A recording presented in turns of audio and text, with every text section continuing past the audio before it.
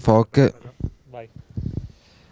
3, 2, 1. Siamo qui con Ivano Foc, consigliere associazione Bellunesi nel mondo.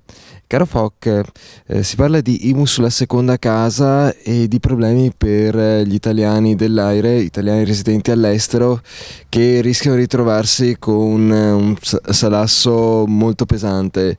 Cosa propone la vostra associazione?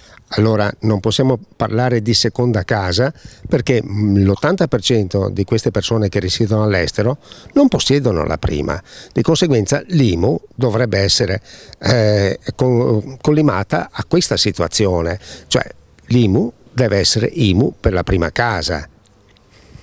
Perfetto, che proposte fate all'ANCI?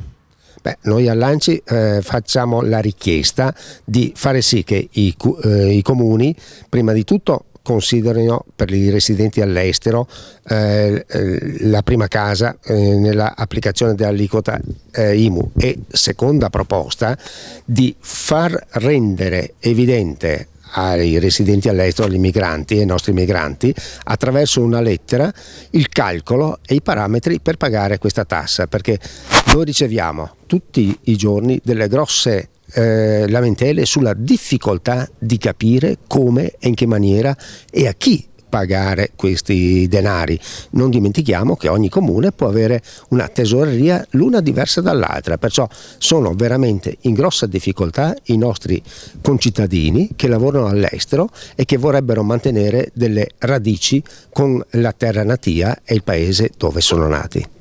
Perfetto, grazie mille.